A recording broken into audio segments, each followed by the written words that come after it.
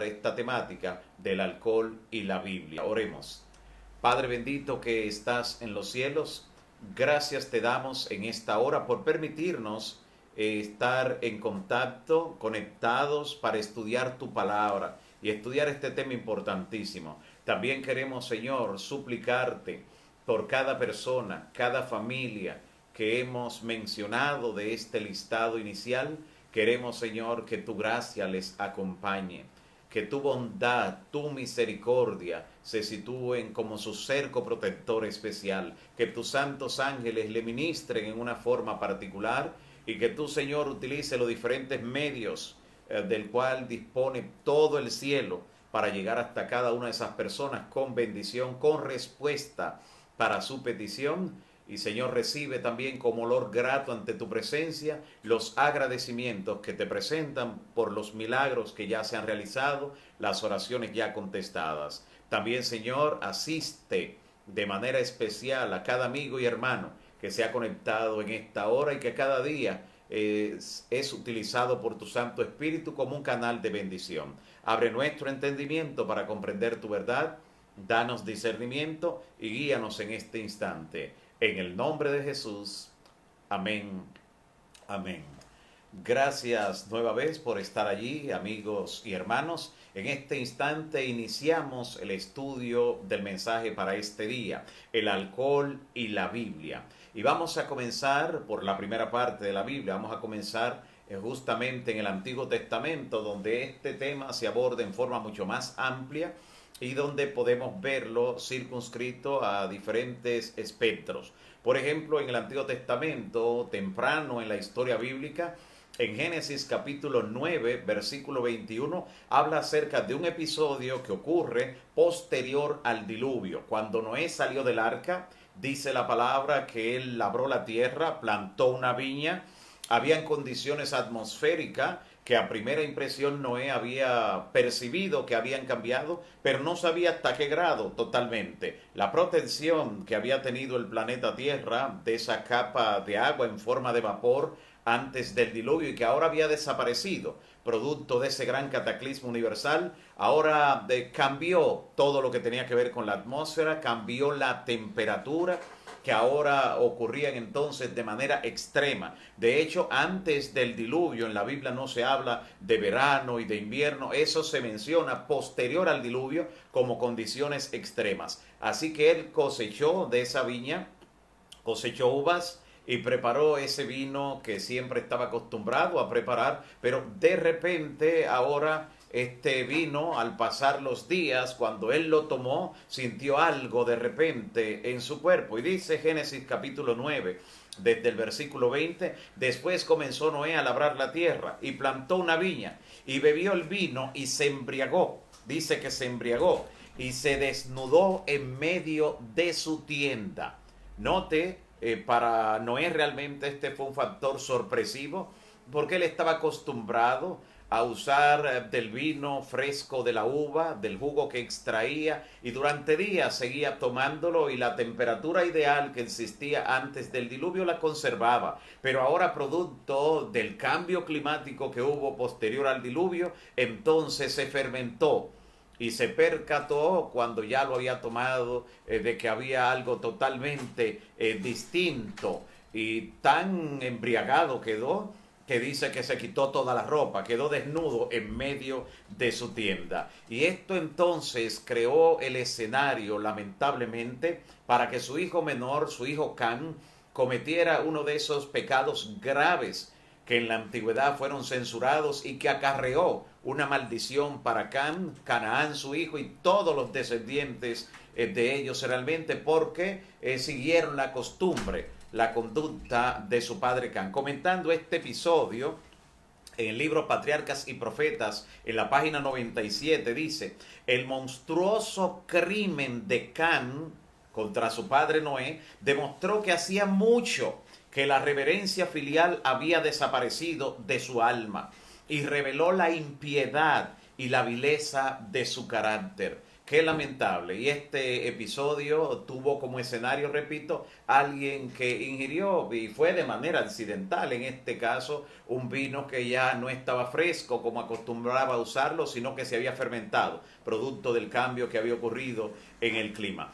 Luego encontramos otro episodio interesante en la Biblia donde interviene también el alcohol, es en Levítico capítulo 10. En Levítico capítulo 10 habla del pecado de Nadab y Abiú.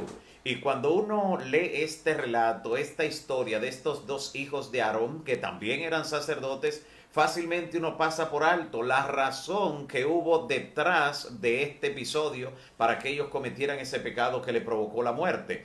Levítico capítulo 10. Mire lo que dice Levítico capítulo 10 desde el versículo 1. Interesante este relato que contiene también el Pentateuco como una ilustración. Levítico capítulo 10, nota lo que nos dice desde el versículo 1. Dice así: Nadab y Abiú, hijos de Aarón, tomaron cada uno su incensario y pusieron en ellos fuego,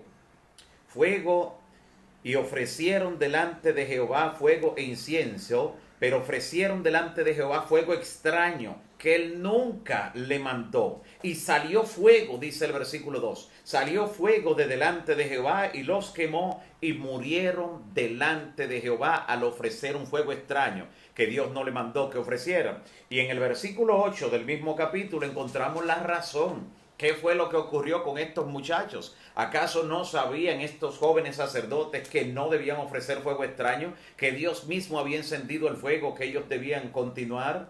Y entonces dice en el versículo 8, Jehová habló a Aarón diciendo, mientras todavía estaban en el ambiente mortuorio por la muerte de dos hijos al mismo tiempo, Jehová le dijo a Aarón, tú y tus hijos, o sea, los que está encargado el sacerdocio, no beberéis vino. Atención, ¿dónde fue que estuvo el problema? No beberéis vino ni sidra cuando entren en el tabernáculo de reunión para que no mueran, porque así habían muerto estos hijos de Aarón definitivamente. Y claro, comentando este episodio, el libro La Temperancia en la página 40 dice lo siguiente, el libro La Temperancia, página 40, mire lo interesante, dice así, los hijos de Aarón tomaron fuego común que Dios no aceptaba y ofrecieron un insulto al Dios infinito, presentando ese fuego extraño delante de Dios. Dios los consumió con fuego por su desprecio deliberado a las expresas indicaciones. Y mire cómo termina.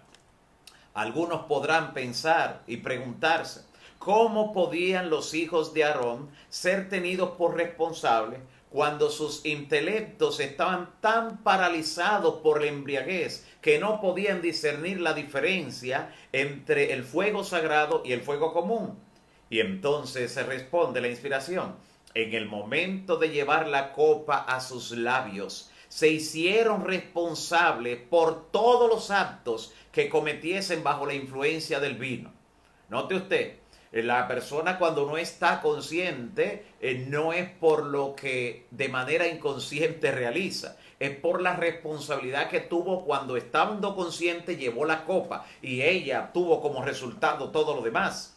Así que es interesante ver cómo Dios trata este caso. Y dice aún más, la complacencia del apetito les costó la vida a esos sacerdotes. Dios prohibió expresamente el uso de vino que influyera en la obnubilación del intelecto, que oscureciera, que eclipsara el sano pensar. O sea, el vino que estuviera fermentado, el vino que poseyese ese grado de alcohol capaz de afectar el intelecto, capaz de afectar la forma de pensar.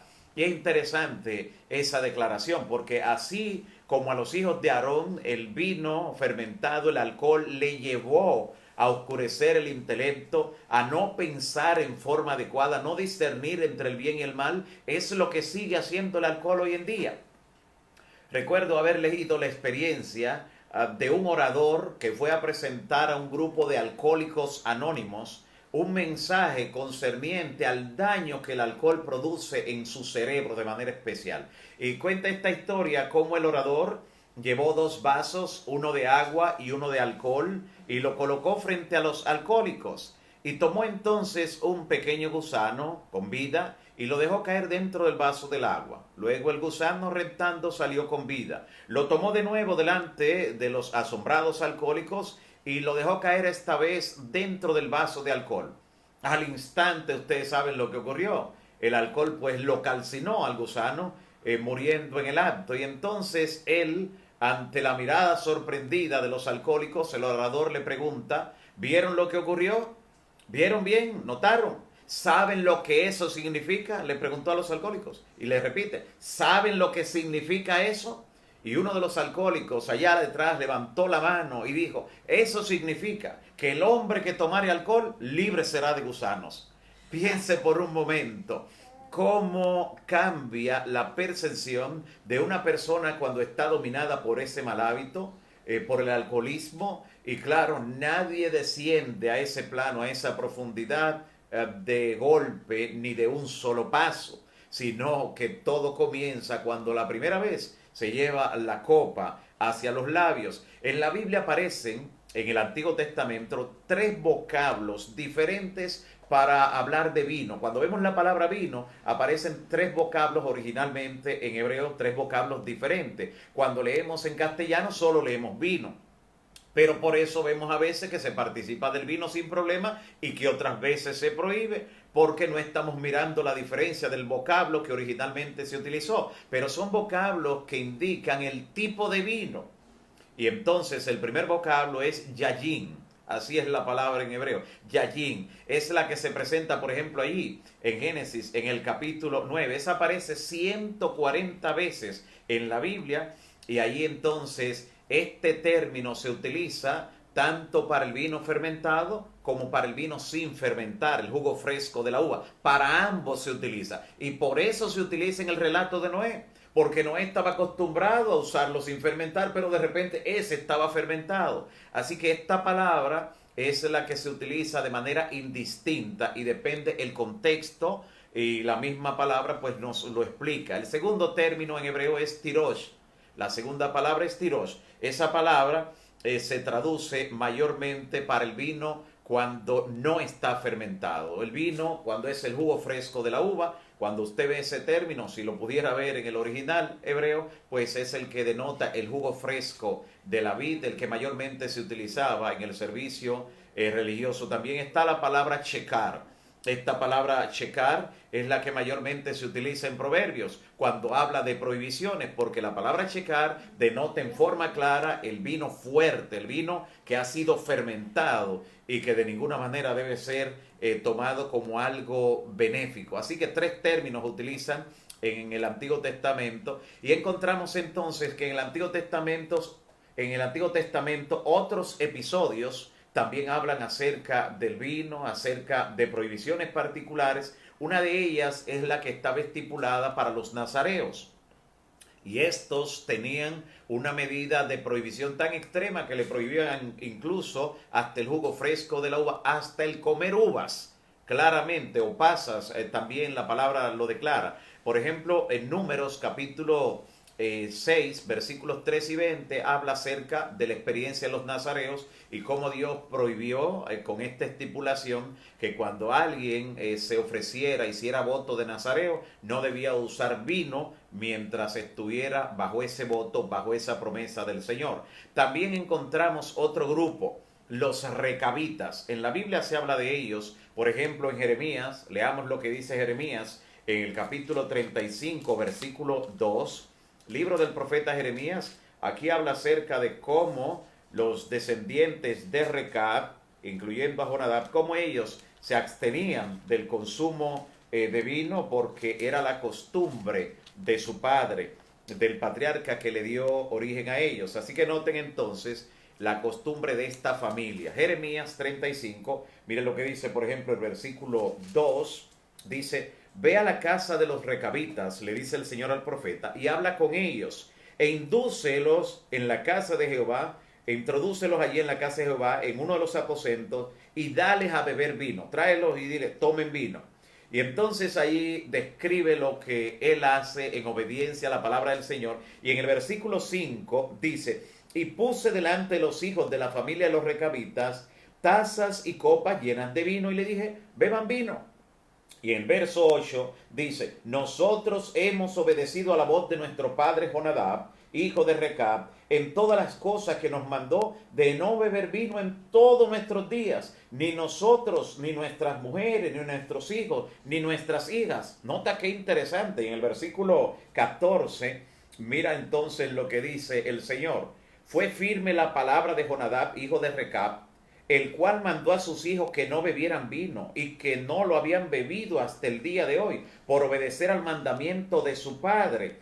Y yo os he hablado a vosotros desde temprano sin cesar y no me habéis oído. O sea, Dios le está diciendo, si esa familia pudo conservar esa sana costumbre que le instruyó su padre Recab y su también ancestro Jonadab, y ellos la mantuvieron en forma tan firme, ¿cómo yo les hablo palabra y ustedes no la conservan? Claro, aquí el Señor estaba resaltando la fidelidad de esa familia que se abstuvo durante todas sus descendencias, durante todas sus generaciones de consumir vino.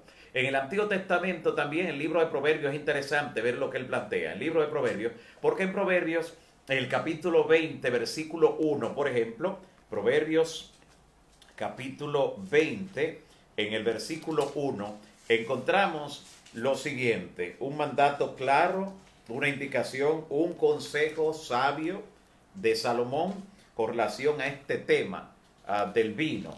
Dice así, con relación a esta temática. El vino es escarnecedor, la sidra o cerveza alborotadora, y cualquiera que por ellos comete error no es sabio. Es alborotador, o sea, cambia la normalidad en las personas, lo cambia en locura.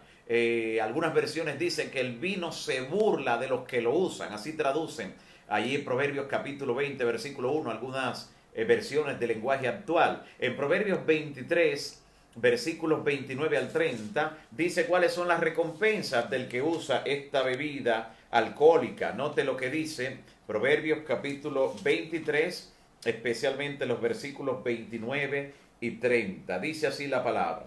¿Para quién será el ay? ¿Quién estará lamentándose? ¿Para quién será el dolor? ¿Para quién las rencillas, los pleitos? ¿Para quién las quejas? ¿Para quién las heridas de balde?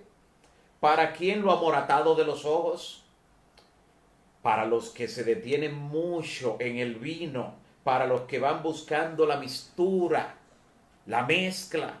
¿Cuántas veces incluso se promociona hasta de esa misma forma el alcohol, diciendo que no hay mezclas imposibles para que las personas hagan todo tipo de mistura? Y aquí está presentando la Biblia, esos son los que estarán lamentándose luego.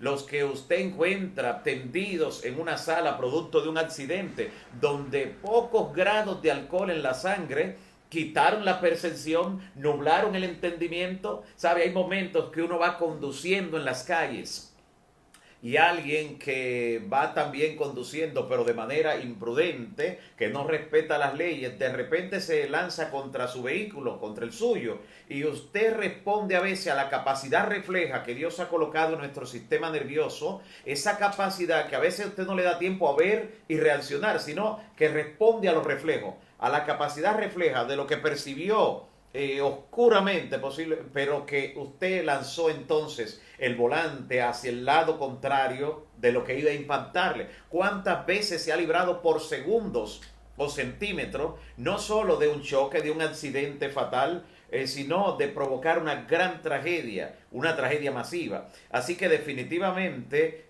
todo esto se va, esa capacidad refleja no existe, eso que Dios ha colocado en nuestro organismo, que sirva para defendernos aún de las cosas que no estamos mirando directamente, esa capacidad refleja se pierde con apenas 2.5, 3 o 4 grados de alcohol, que cualquier trago, 1 o 2 tragos, ya automáticamente lo proveen en la sangre del ser humano. En el versículo 32, también allí de Proverbios 23, nos dice, mas el fin, al final, después que entra suavemente el vino, en cualquiera de sus formas, cuando entra al final, como serpiente morderá, dice el versículo 32. Al final, como serpiente morderá y como áspid provocará dolor, como basilisco picará, dicen otras versiones. El profeta Isaías, y preste atención a esta parte de ahora, el profeta Isaías en el capítulo 5, del libro que lleva su nombre, Isaías capítulo 5, en el versículo 22, produce un ay. Usted sabe, cuando la Biblia habla de un ay, está hablando acerca de un juicio, de una ira, de alguna maldición. Y miren lo que dice aquí en Isaías 5, versículo 22. Interesante esta declaración del profeta. Isaías en el capítulo 5, versículo 22. Ahí él está expresando un ay. Y si usted nota para quién es ese ay, recuerde que en Proverbio dice para quién será el ay, para quién el dolor, para quién las heridas de balde. Aquí hay un ay. Isaías capítulo 5, versículo 22. Dice la palabra: ay de los que son valientes para beber vino y hombres fuertes para mezclar bebidas. Aquí no solo está haciendo un ay para la persona que lo consume, sino para aquel que produce las mezclas, que produce de manera industrializada, para aquel que lo comercia, para aquel que lo produce. Un ay no solo para el que lo consume, repito, sino para el que lo produce de forma masiva, como compañía, como empresa. Hay un ay también, porque es el que provee el medio. En la cultura norteamericana existe la creencia de la maldición a una familia que ha sido objeto de muchos desaciertos, de muchas tragedias, y ese concepto que realmente tienen, miren de dónde parte incluso. En 1919, hace 101 años atrás, en Estados Unidos, Norteamérica, entró en vigencia una enmienda que se le hizo a la Constitución, a partir de la cual, 1919, repito, a partir de la cual estaban prohibidas todas las bebidas alcohólicas en Estados Unidos de Norteamérica bajo la llamada Ley Seca. Así se llamaba, la Ley Seca. Y esa medida se prolongó hasta el año 1933. Dentro de la medida de la ley seca, claro, estaban exentos algunos productos que contienen alcohol como el vinagre, el vino que se utilizaba para servicios religiosos, y se autorizaba también el uso farmacológico en las bebidas que estaban prohibidas. Ahora, quien se benefició grandemente, y es a raíz de lo que traigo el comentario, quien se benefició grandemente de esa prohibición, porque comenzaron a comercializarla de manera clandestina. Se inició un contrabando masivo, que es el que hace posible que usted haya oído mencionar figuras como la de Al Capone, del que se han hecho innumerables series y películas. Uno de los principales traficantes de aguardiente, como también le llamaban, del alcohol de manera ilícita, cuando estaba prohibida por esta ley seca. Pero una de las familias que logró lucrarse grandemente por el tráfico de alcohol de manera clandestina fue la familia de los Kennedy. Escuche, y de ahí que surge la creencia en la cultura norteamericana de la maldición a los Kennedy. Joseph Kennedy, el padre del clan completo de todos los Kennedy, fue traficante de licor en su juventud, y durante ese periodo, especialmente que estuvo en vigencia la ley seca, de adulto, pues este hombre fue presidente de un banco con la gran fortuna que había acumulado, y también sobrevivió con su gran fortuna incluso a la Gran Depresión de 1929. Se lucró grandemente en el mercado de las acciones, y entonces era un hombre sumamente ambicioso.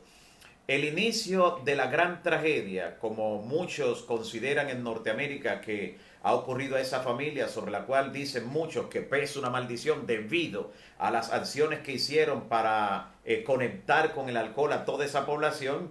El primero en sufrir parte de esas tragedias fue el hijo mayor de Joseph Kennedy Jr., quien murió en el año 1944 en un accidente, en una misión en la Segunda Guerra Mundial. Era quien su padre quería que fuera el primer presidente no protestante de los Estados Unidos de Norteamérica, y ahora moría en esa gran tragedia, por lo cual Joseph Kennedy, padre de todo el clan de los Kennedys, quien había sido traficante en forma masiva y acumuló esa fortuna producto del alcohol clandestino, pues decidió dedicar justamente toda su fortuna y su influencia para lograr entonces que su hijo, John John Fitzgerald Kennedy, como llegaría a conocerse, fuera el primer presidente no protestante y hasta ahora el único de los Estados Unidos de Norteamérica en su historia.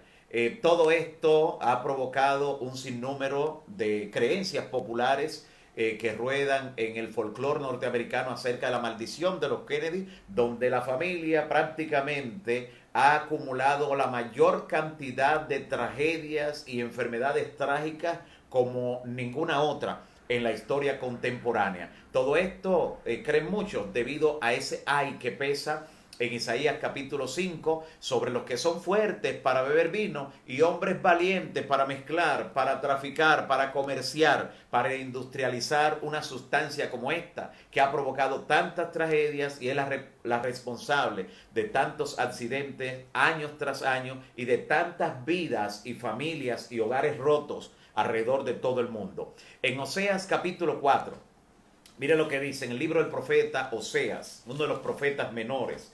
Oseas capítulo 4, versículo 11, dice: la prostitución, el vino y las bebidas fuertes quitan el buen juicio. Escuche lo que está diciendo aquí el Señor a través del profeta Oseas, en Oseas capítulo 4, versículo 11. La prostitución, el vino y las bebidas fuertes quitan el buen juicio, hacen que la persona llegue a actuar incluso como las criaturas inferiores, cuando no discierne entre el bien y el mal, cuando puede reducirse a algo prácticamente inservible en la sociedad, como ocurre lamentablemente con muchos. Y cuántas personas han calcinado su interior orgánico justamente con esta sustancia en cualquiera de sus formas.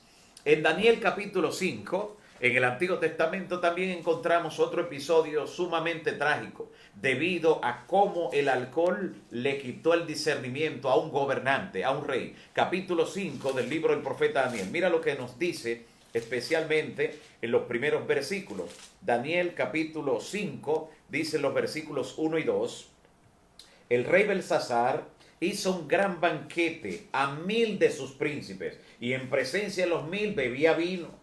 Y Belsasar, con el gusto del vino, esta es una figura del lenguaje conocida como un eufemismo, suaviza el texto cuando dice que con el gusto del vino, lo que quiere decir es con la embriaguez, con la borrachera que tenía ahora, producto de la ingesta de vino, mandó a que trajeran los vasos sagrados del templo de Dios que su padre Nabucodonosor había traído de Jerusalén.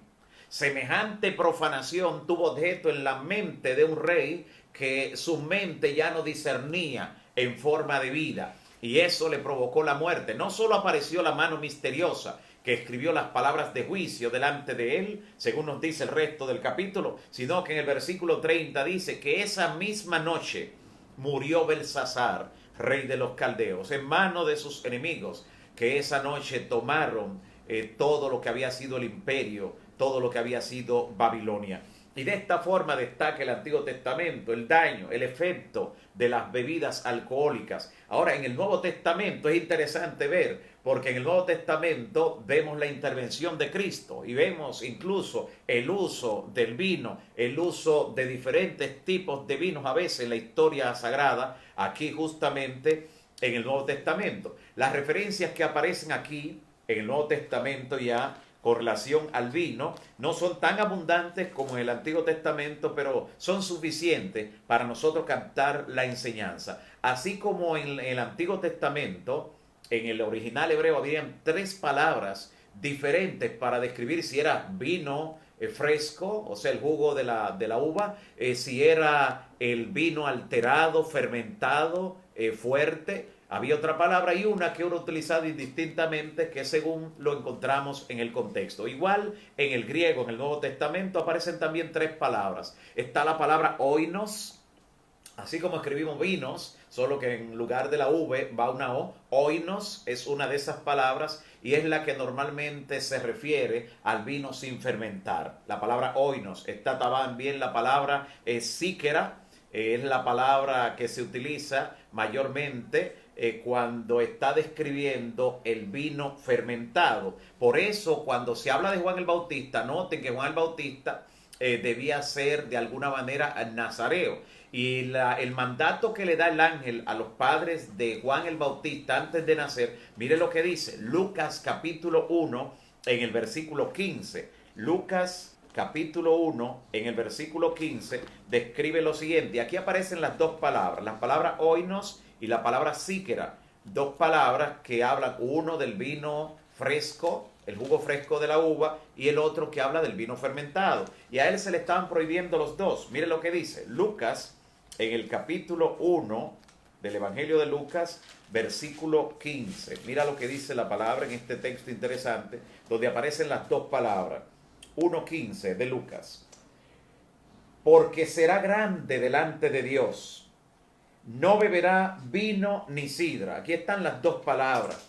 Las dos palabras, una que está refiriéndose al vino natural, al fresco, y al otro que ya estaría fermentado y que esta versión lo traduce como vino y sidra.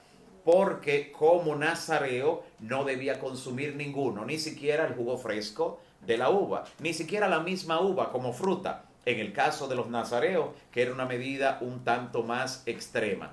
El vino usado por Jesús en la Santa Cena, que es uno de los que las personas a veces han especulado, ¿qué tipo de vino fue el que Jesús utilizó en la última cena con los discípulos? Es fácil descubrirlo.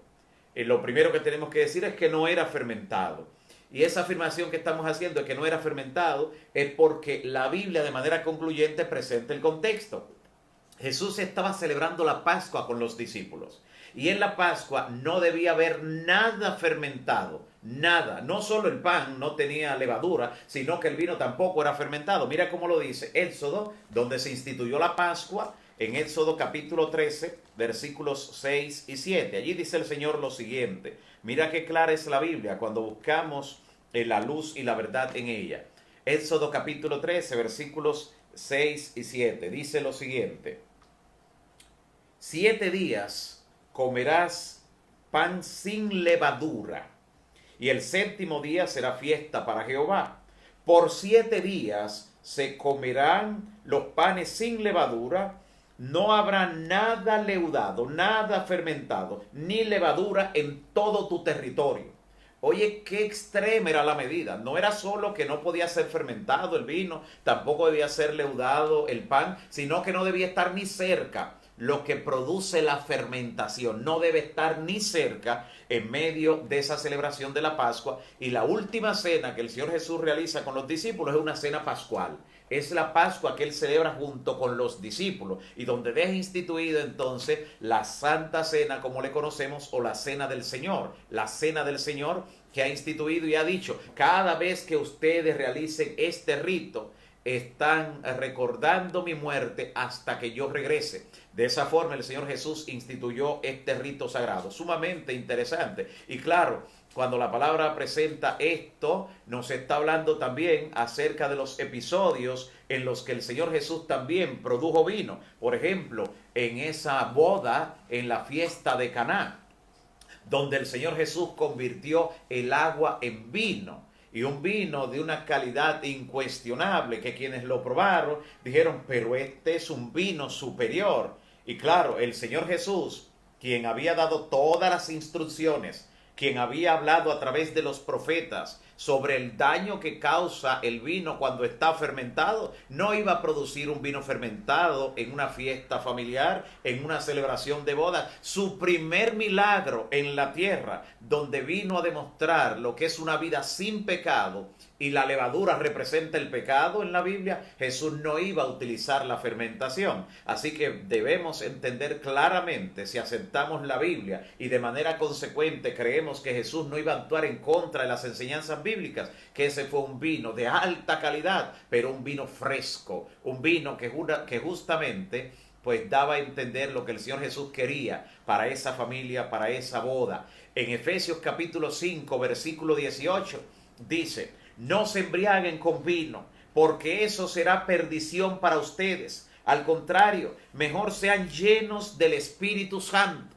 Mira cómo el ser lleno del Espíritu Santo se pone en contraposición, totalmente opuesto a estar lleno de vino, o a ser embriagado por vino, a usar vino que esté fermentado, que tenga alcohol. Nota lo interesante. Y Jesús, de hecho, cuando realizó su primer milagro, retornando a Caná, cuando Jesús realizó su primer milagro, lo hizo luego de venir del desierto, donde enfrentó al enemigo y lo derrotó, porque Cristo estaba lleno del Espíritu Santo. Lleno del Espíritu Santo, Cristo no iba a provocar una sustancia alcohólica. Claramente nos lo expresa la palabra, porque Cristo de hecho había expresado en Lucas, el Señor Jesús dice: nadie pone vino nuevo en odres viejos. Así dice el Señor Jesús allí en Lucas capítulo 5 versículo 37. Y ese vino nuevo del que él estaba hablando justamente es el jugo fresco de la vid, como presenta la Escritura. Ahora, otro detalle interesante. En Primera Corintios capítulo 10 versículo 21 encontramos la siguiente expresión del apóstol Pablo. Primera Corintios capítulo 10 versículo 21. Mira lo que dice la palabra. Primera Corintios capítulo 10 en el versículo 21. Aquí está hablando de que existen dos tipos de vino, dos tipos de copa.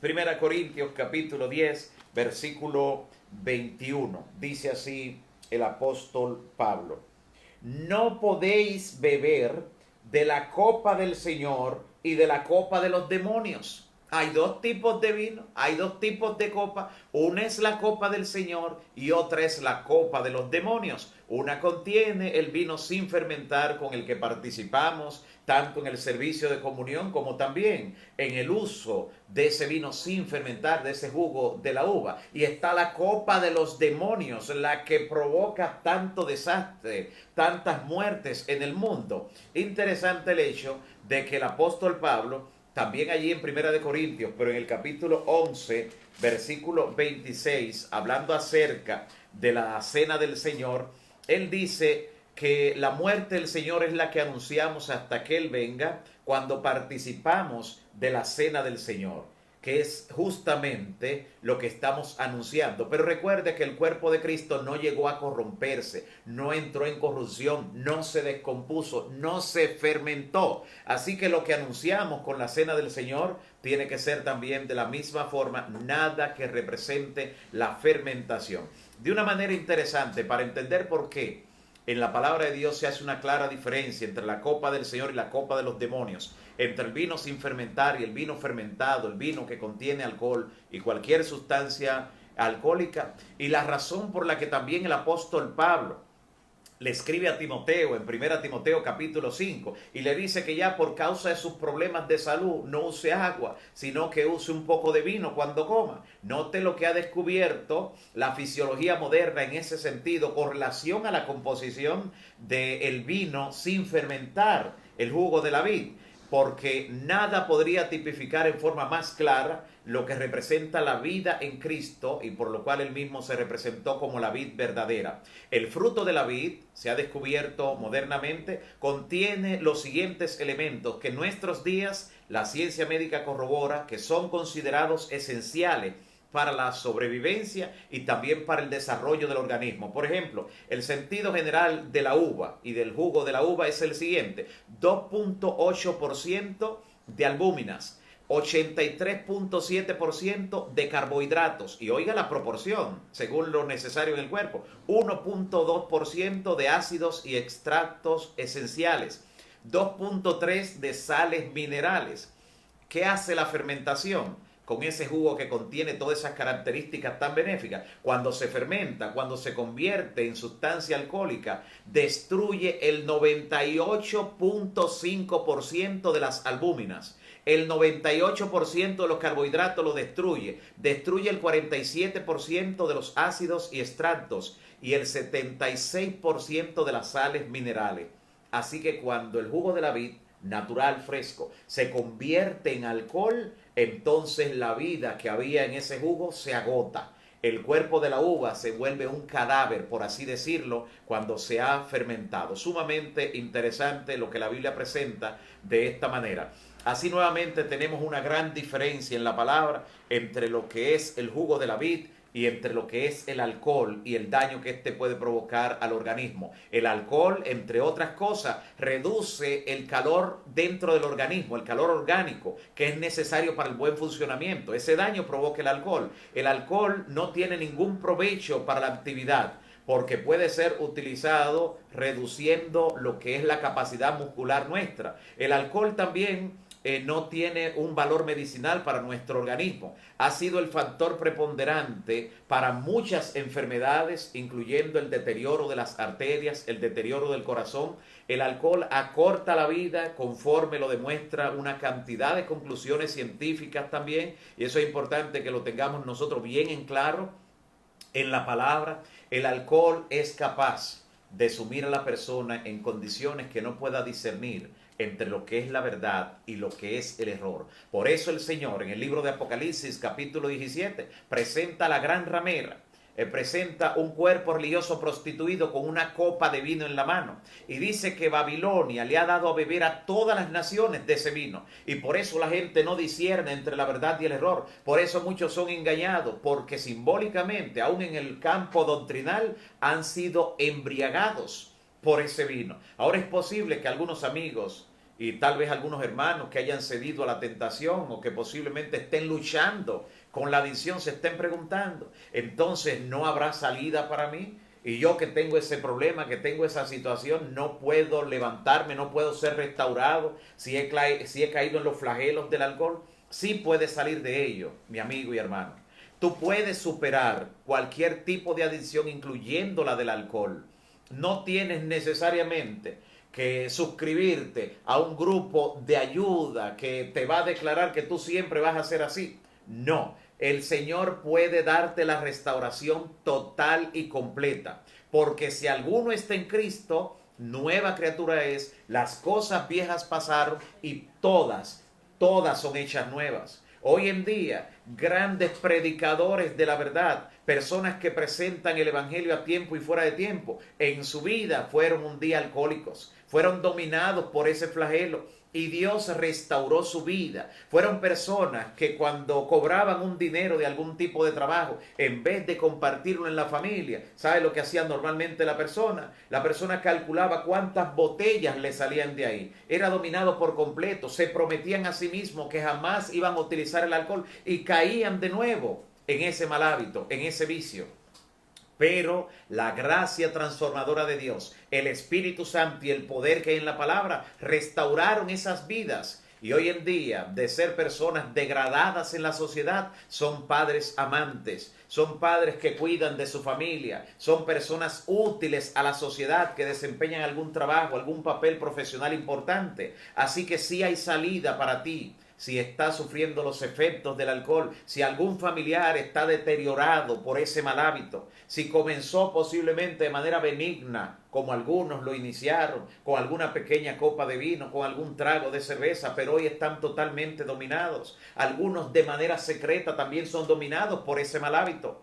Pero para todos los que estén justamente en ese abismo del problema del alcohol, la mano poderosa de Dios se extiende para salvarlo. Dios puede darle solución y salida, porque la Biblia presenta que definitivamente el alcohol o el vino fermentado, el vino fuerte, está reservado para los que se pierden. Así que Dios quiere restaurarte y sacarte de ese pozo. En el Salmo 75, versículo 8, el salmista dice lo siguiente: porque hay un cáliz, repito la cita, Salmo 75, versículo 8, dice, porque hay un cáliz en la mano del Señor, y el vino fermenta, lleno de mixtura, y de este que está fermentado, el Señor sirve, ciertamente lo beberán hasta las heces, lo beberán todos los impíos de la tierra.